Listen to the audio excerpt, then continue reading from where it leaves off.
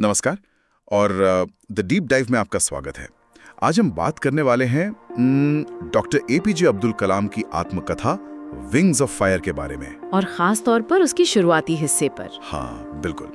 हम सब उन्हें मिसाइल मैन और भारत के राष्ट्रपति के तौर पर तो जानते ही हैं, लेकिन आज हमारी कोशिश है उस लड़के को समझने की जो रामेश्वरम की गलियों में बड़ा हो रहा था। सही कहा। तो आज का हमारा मिशन ये पता लगाना है कि मतलब वो कौन सी चीजें थी, वो कौन सा मसाला था जिसने एक साधारण परिवार के उस लड़के को डॉक्टर कलाम बनाया। उनकी कहानी की नींव में कौन सी ईंटें लगी थी। हाँ, चलिए इस दिलचस्प कहानी की परतों को खोलते हैं। ये वाकई में बहुत दिलचस्प है, क्योंकि किसी भी आप कह सकते हैं बड़ी शख्सियत की कहानी उनकी उपलब्धियों से नहीं बल्कि उनके बचपन से शुरू होती है। सही बात है। कलाम के मामले में तो ये और भी सच है। उनका बचपन सिर्फ एक कहानी नहीं बल्कि उनके पूरे जीवन का एक एक नक्शा है, एक ब्लूप्रिंट। तो चलिए उस ब्लूप्रिंट को पढ़ना शुरू करते हैं। कहानी शुरू होती है रामेश्वरम से। 1930 के दशक में। हाँ, तमिलनाडु का एक छोटा सा द्वीप जो एक मशहूर तीर्थ स्थान भी है, और किताब हमें बताती है कि उनका जन्म एक बहुत ही साधारण तमिल मुस्लिम परिवार में हुआ था। यहाँ साधारण शब्द पर गौर करना जरूरी है। आर्थिक रूप से हाँ, ये परिवार यकीनन साधारण था, शायद गरीब भी कह सकते हैं। उनके पिता नावे किराए पर देते थे। बिल्कुल, लेकिन जिस माहौल में कलाम साहब बड़े हो रहे थे वो असाधारण था। रामेश्वरम सिर्फ एक शहर नहीं था, वो कह सकते हैं उस समय के भारत का एक छोटा सा मॉडल था। आप मॉडल कह रही हैं, इसका क्या मतलब है? इसका मतलब है कि वहाँ भारत की आत्मा बसती थी। एक तरफ विशाल रामनाथ स्वामी मंदिर था जिसकी घंटियों की आवाज पूरे शहर में गूंजती थी, और दूसरी तरफ मस्जिदें थी। हाँ, जहाँ से अजान की पुकार आती थी, और ये दोनों आवाजें एक दूसरे से लड़ती नहीं थी, वो एक ही हवा में घुल मिल जाती थी। कलाम साहब अपनी किताब में जिक्र करते हैं कि उनके पिता जो मस्जिद के इमाम थे, उनके सबसे गहरे दोस्तों में से एक थे मंदिर के मुख्य पुजारी पक्षी लक्ष्मण शास्त्री। ये आज के समय में सोचना भी थोड़ा मुश्किल लगता है ना? हाँ। मतलब दो अलग अलग धर्मों के इतने बड़े प्रतिनिधि और इतनी गहरी दोस्ती। बिल्कुल। और सोचिए एक बच्चा जो ये सब अपनी आंखों से देख रहा है, हाँ। उसके मन पर क्या असर पड़ेगा। हाँ। उसके लिए धर्मनिरपेक्षता या सेक्युलरिज्म कोई भारी भरकम किताबी शब्द नहीं है। उसके लिए ये रोज की सच्चाई है। उसने जिया है उसे। हाँ, उसने अपने पिता को मंदिर के पुजारी के साथ बैठकर आध्यात्मिक मामलों पर चर्चा करते देखा है। उसने अपनी माँ को घर के पास वाले शिव मंदिर के तालाब से पानी लाते देखा है। तो उसके दिमाग में वो दीवार कभी बनी ही नहीं कि ये मेरा धर्म है और वो तेरा धर्म। मतलब भारत के राष्ट्रपति बनने का जो सबसे जरूरी गुण था वो उन्होंने दिल्ली में नहीं बल्कि रामेश्वरम की उन्हीं गलियों में सीखा था। उन्हें किसी ने सिखाया नहीं, उन्होंने उसे जिया था। ठीक यही बात है। जब वो राष्ट्रपति बने और पूरे देश को एक साथ लेकर चलने की बात आई तो उनके लिए ये कोई नई चुनौती थी ही नहीं। वो तो यही देखकर बड़े हुए थे। एग्जैक्टली। उन्होंने भारत की विविधता को हमेशा एक ताकत के रूप में देखा, क्योंकि उन्होंने बचपन में उस ताकत को महसूस किया था। रामेश्वरम ने उन्हें इंसानियत का वो पाठ पढ़ाया जो बड़ी बड़ी यूनिवर्सिटीज नहीं पढ़ा सकती। तो ये तो थी बाहर की दुनिया, उनका शहर रामेश्वरम। लेकिन जब वो बच्चा दिन भर के बाद घर के अंदर कदम रखता था तो उसे कैसा माहौल मिलता था, क्योंकि असली बुनियाद तो वहीं रखी जाती है। बिल्कुल।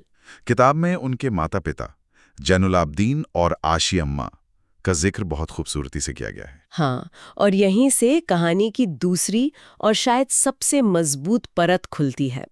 उनके पिता जैनुलाब्दीन बहुत पढ़े लिखे नहीं थे, न ही बहुत अमीर, लेकिन उनके पास दो ऐसी चीजें थीं जो अनमोल थीं: अनुशासन और गहरी ईमानदारी।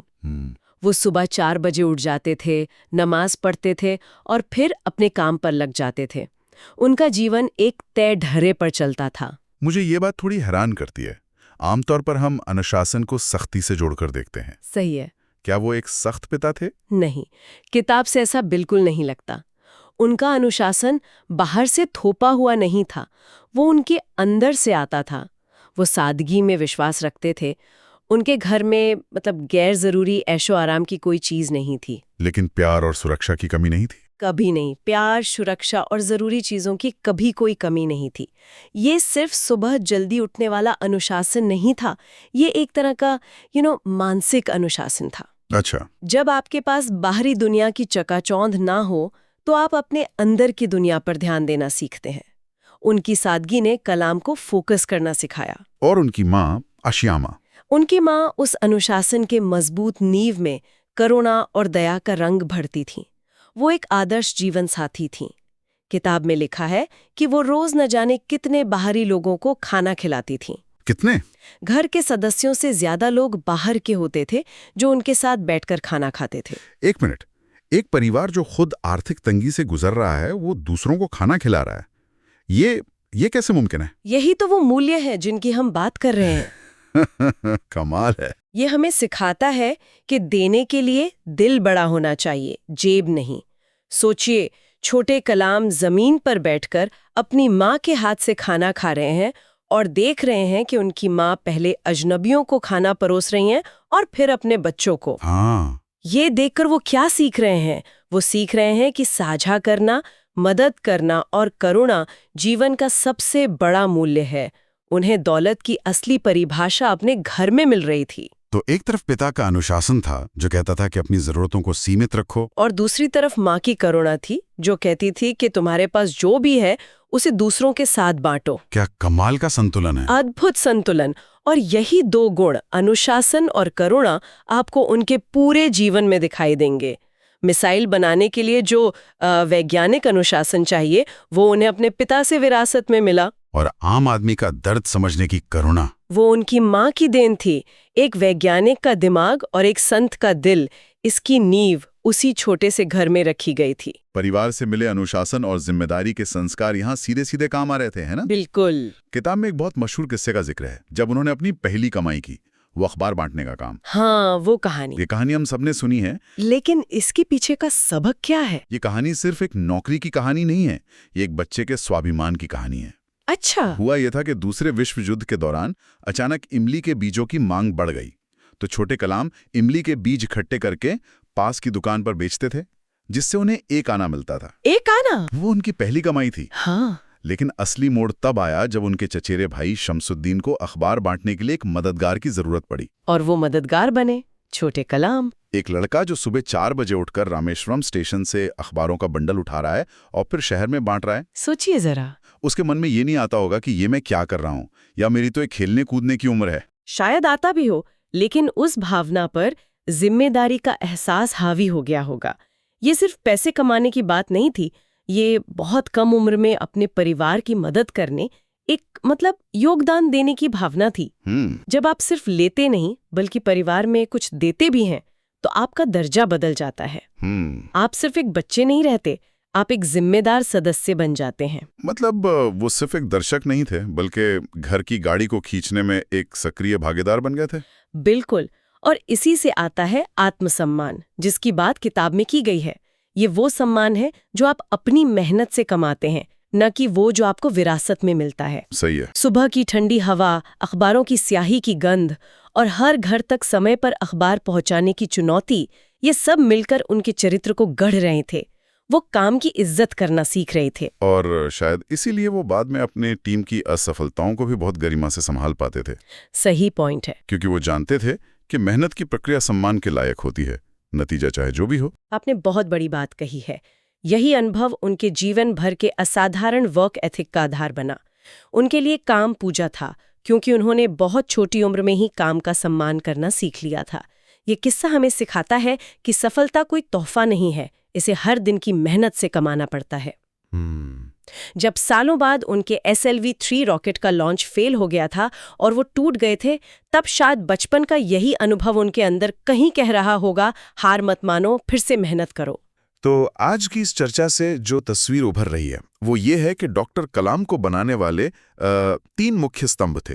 हाँ। पहला, रामेश्वरम का वो खुला गंगा जमुनी माहौल जिसने उन्हें हर धर्म की इज्जत करना सिखाया। हाँ। दूसरा, उनके माता पिता से मिले सादगी, अनुशासन और करुणा के संस्कार। और तीसरा, बचपन में की गई मेहनत जिसने उन्हें आत्मसम्मान और काम के प्रति श्रद्धा का पाठ पढ़ाया। बिल्कुल सही। रामेश्वरम में सीखे गए ये सबक सिर्फ बीती हुई बातें नहीं है, बल्कि वो धागे हैं जिनसे डॉक्टर कलाम का पूरा व्यक्तित्व बुना गया। ये वो नींव के पत्थर हैं जिन पर उनकी पूरी जिंदगी की शानदार इमारत खड़ी हुई। सादगी, अनुशासन, इंसानियत में विश्वास और कड़ी मेहनत, ये मूल्य उनके साथ तब भी थे जब वो रामेश्वरम के गलियों में अखबार फेंक रहे थे। और तब भी थे जब वो राष्ट्रपति भवन के आलीशान हॉल में चल रहे थे। बिल्कुल। कमाल है, ऐसा लगता है कि वो इंसान कभी रामेश्वरम से बाहर निकला ही नहीं। वो उस शहर की आत्मा को हमेशा अपने साथ लेकर चला। आपने बिल्कुल सही कहा। और यहीं पर एक सोचने वाली बात भी है, एक सवाल जो हम अपने सुनने वालों के लिए छोड़ सकते हैं। अच्छा। हमने बात की कि उनके पिता एक बेहद धार्मिक इंसान थे, एक मस्जिद के इमाम। उनका पूरा बचपन गहरी आस्था और आध्यात्मिकता के माहौल में बीता और आगे चलकर वो बने भारत के सबसे बड़े वैज्ञानिकों में से एक। हाँ, ये एक दिलचस्प विरोधाभास है। आमतौर पर विज्ञान और आस्था को दो अलग-अलग बल्कि विरोधी ध्रुवों पर देखा जाता है। सही कहा। तो सवाल ये उठता है कि ये दोनों पहलू डॉक्टर कलाम के व्यक्तित्व में एक साथ कैसे घुल मिल गए? कैसे एक इंसान कुरान और भगवद गीता से उतनी ही प्रेरणा ले सकता था जितनी कि भौतिकी के सिद्धांतों से? ये सोचने वाली बात है। क्या उन्होंने इन दोनों को कभी अलग-अलग देखा भी था, या उनके लिए विज्ञान भी ब्रह्मांड के रचयिता को समझने की एक तरह की प्रार्थना ही थी? किसी बहुत बड़े सपने को उससे हकीकत में कैसे बदला जाता है, खासकर तब जब आपके पास पैसे गिने चुने हों, अनुभव की कमी हो और दुनिया आप पर शक कर रही हो। आज हम इसी की कहानी में गहराई से उतरेंगे। हमारे सामने विंग्स ऑफ फायर के कुछ अंश हैं जो हमें 1963 से 1980 के दौर में ले जाते हैं। हाँ, जब भारत का अंतरिक्ष कार्यक्रम बस एक ख्याल था, एक कच्चा सपना। और ये सिर्फ रॉकेट और सैटेलाइट की कहानी नहीं है। नहीं, बिल्कुल नहीं। ये जुनून, हिम्मत और एक असाधारण गुरु शिष्य की कहानी है। बिल्कुल सही कहा आपने। इस पड़ताल का मकसद सिर्फ ये जानना नहीं है कि भारत ने रॉकेट कैसे बनाया, बल्कि ये समझना है कि उस सपने के पीछे इंसान कौन थे, उनकी सोच क्या थी। सही। हम देखेंगे कि कैसे एक युवा वैज्ञानिक डॉक्टर APJ अब्दुल कलाम एक लीडर में तब्दील हुए, और उनके गुरु प्रोफेसर सतीश धवन। हाँ, और कैसे उन्होंने नेतृत्व की एक ऐसी मिसाल कायम की जो आज भी दुनिया भर के मैनेजमेंट स्कूलों में पढ़ाई जाती है। ये कहानी शून्य से शिखर तक पहुंचने की है। बिल्कुल। तो चलिए इस कहानी की परतें खोलते हैं। शुरुआत होती है 1963 से, जी, जब डॉक्टर कलाम INCOSPR से जुड़ते हैं, जो बाद में इसरो बना। जब मैं इन स्रोतों को देख रही थी तो एक बात ने मुझे सच में चौंका दिया। अच्छा, क्या? वो थी भारत के पहले रॉकेट लॉन्चिंग स्टेशन की जगह। मैं सोच रही थी कि ये कोई बड़ा औद्योगिक शहर होगा, शायद बेंगलुरु या मुंबई के पास। हाँ, स्वाभाविक ऐसा सोचना। लेकिन ये निकला थुम्बा, केरल का एक छोटा सा शांत तटीय गांव। ऐसा क्यों? इतनी महत्वपूर्ण शुरुआत के लिए एक गांव ही क्यों चुना गया? आपका चौंकना लाजमी है, लेकिन देखिए इसके पीछे एक बहुत मजबूत वैज्ञानिक कारण था। क्या कारण था? थुम्बा जो है वो पृथ्वी की चुंबकीय भूमध्य रेखा यानी मैग्नेटिक इक्वेटर के बहुत करीब है। ओके। अब इसका मतलब क्या है? आसान भाषा में समझें तो पृथ्वी के घूमने से इस जगह पर रॉकेट को एक तरह का प्राकृतिक धक्का मिलता है। अच्छा, तो लॉन्च में कम ऊर्जा लगती है। बिल्कुल, और हर बूंद ईंधन की कीमत थी उस वक्त। लेकिन वैज्ञानिक कारण एक तरफ, असली और हैरान करने वाली कहानी तो वहां के लोगों से जुड़ी है। हाँ, ये हिस्सा वाकई असाधारण है। एक आधुनिक वैज्ञानिक केंद्र बनाने के लिए जगह चाहिए थी, और जो सबसे अच्छी जगह थी उस पर एक पुराना चर्च था, बिशप का घर और एक स्कूल भी था। हाँ, और ये पूरी जमीन मछुआरों के समुदाय की थी।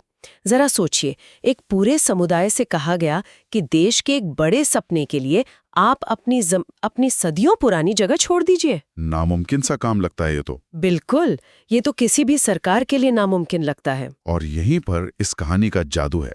डॉक्टर कलाम ने अपनी किताब में बहुत खूबसूरती से लिखा है कि कैसे वो और उनकी team bishop reverend doctor Peter Bernard Pereira से मिले। बिशप उन्हें चर्च ले गए।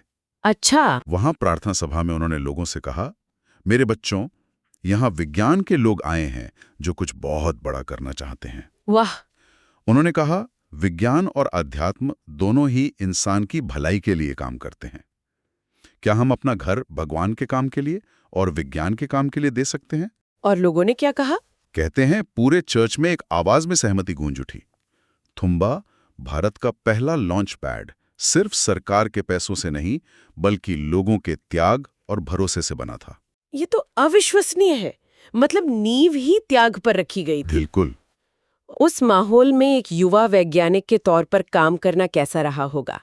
जहां एक तरफ इतना बड़ा मिशन था और दूसरी तरफ संसाधनों की भारी कमी। हाँ, कहते हैं रॉकेट के हिस्से साइकिल और बैलगाड़ी पर लाद कर लॉन्च पैड तक ले जाए जाते थे। बिल्कुल। एक पल के लिए सोचिए, आज हम खरबों डॉलर की स्पेस इंडस्ट्री की बात करते हैं। यही थुम्बा की असली आत्मा थी। और यहीं पर डॉक्टर कलाम ने अपना पहला और सबसे महत्वपूर्ण सबक सीखा। क्या? सपने संसाधनों से नहीं, संकल्प से पूरे होते हैं। थुम्बा सिर्फ एक लॉन्च पैड नहीं था, वो भारत के आत्मविश्वास का लॉन्च पैड था। बिल्कुल सही। उसने एक पूरी पीढ़ी को सिखाया कि बड़े सपने देखने के लिए बड़ी जेब होना जरूरी नहीं है। तो एक बार जब उन्होंने ये साबित कर दिया कि कम संसाधनों में भी लॉन्च किया जा सकता है, तो अगला कदम क्या था? क्या सिर्फ छोटे रॉकेट ही लक्ष्य थे या नजरें किसी और बड़ी चीज पर थीं? दुनिया तो बहुत आगे निकल चुकी थी उस वक्त। बहुत अच्छा सवाल है। अगला कदम था दुनिया के सर्वश्रेष्ठ लोगों से सीखना, यानी नासा। हाँ, इसी मकसद से डॉक्टर कलाम को ट्रेनिंग के लिए अमेरिका में नासा भेजा गया। अब सोचिए, एक युवा भारतीय वैज्ञानिक के लिए ये किसी सपने के सच होने जैसा था। बिल्कुल।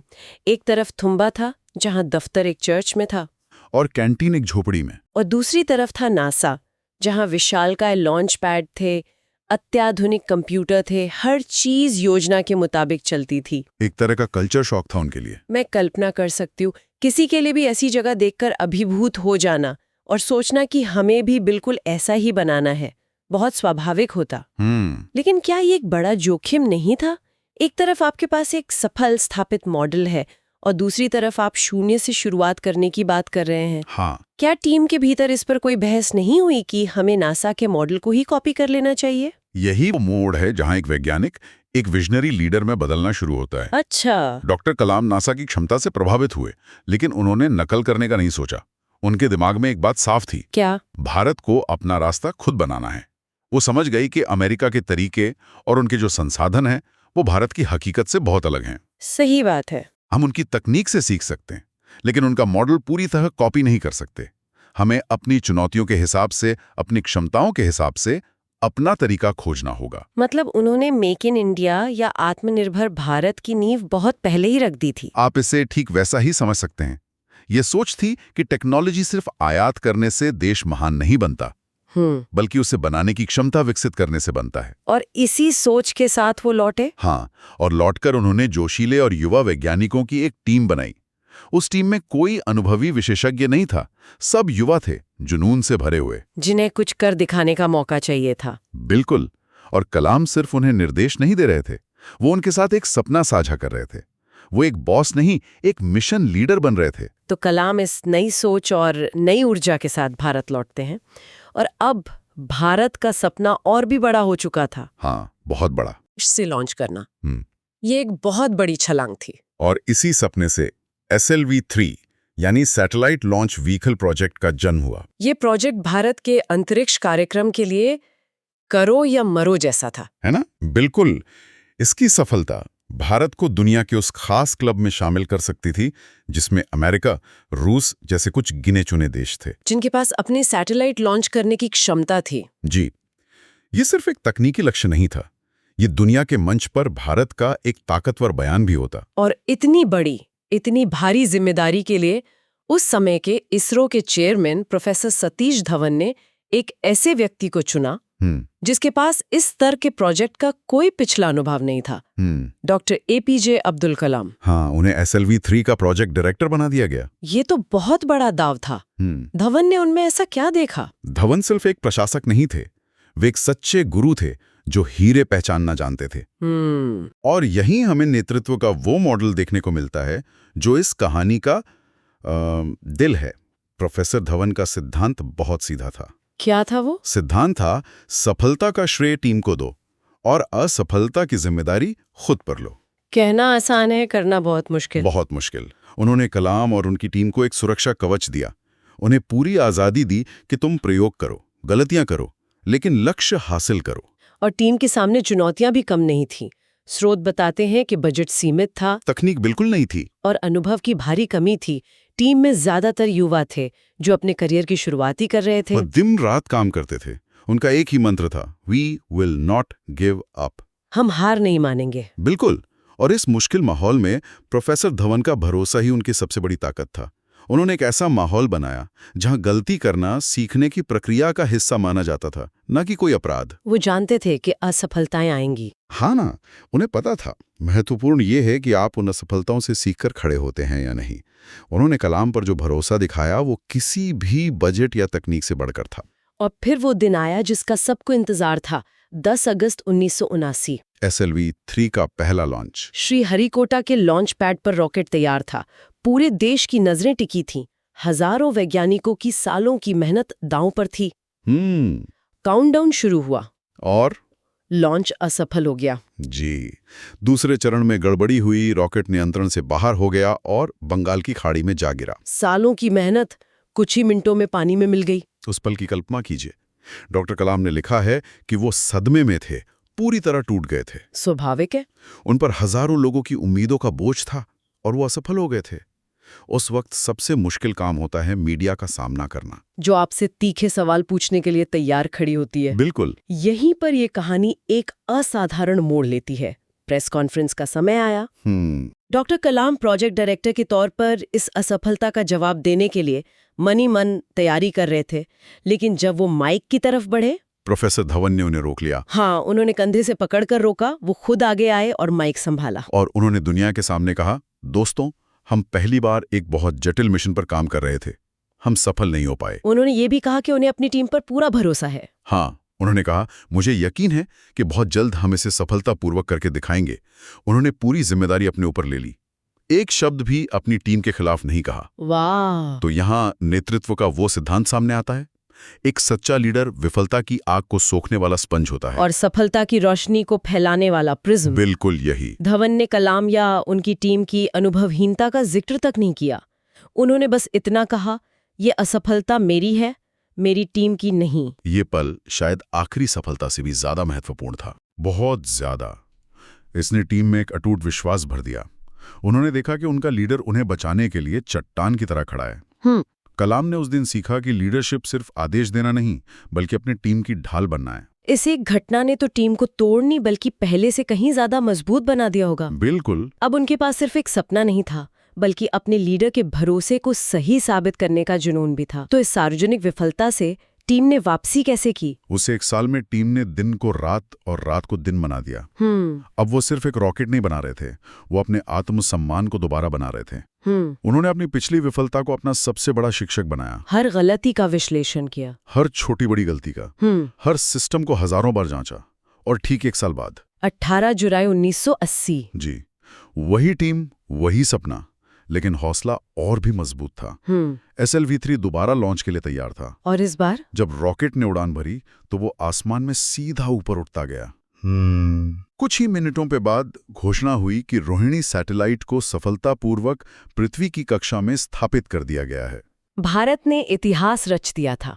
भारत दुनिया के उन चुनिंदा देशों के क्लब में शामिल हो गया था जो अपना सैटेलाइट खुद लॉन्च कर सकते थे। यहाँ जो बात गौर करने वाली है वो है इस सफलता के बाद की प्रेस कॉन्फ्रेंस। अच्छा, इस बार भी प्रोफेसर धवन डॉक्टर कलाम के साथ थे, लेकिन इस बार उन्होंने डॉक्टर कलाम को आगे किया और कहा, आज आप प्रेस को संबोधित करें। ये नेतृत्व का दूसरा पहलू था, प्रिज्म वाला। बिल्कुल।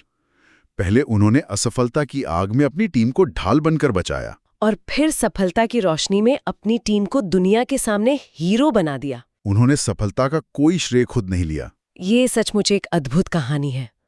तो इन अंशों से हमने क्या समझा? ये सिर्फ रॉकेट बनाने की कहानी नहीं है। नहीं, ये कहानी है कि कैसे एक देश ने आत्मविश्वास बनाना सीखा, कैसे एक महान लीडर ने दूसरे लीडर को गढ़ा, और कैसे भयानक असफलताओं को सफलता की सबसे मजबूत सीढ़ी में बदला गया। ये कहानी है कि कैसे थुम्बा के एक चर्च से शुरू हुआ सपना आसमान में भारत के गौरव का प्रतीक बन गया। बिल्कुल। और ये हमें एक बहुत महत्वपूर्ण सवाल पर सोचने के लिए मजबूर करता है। क्या?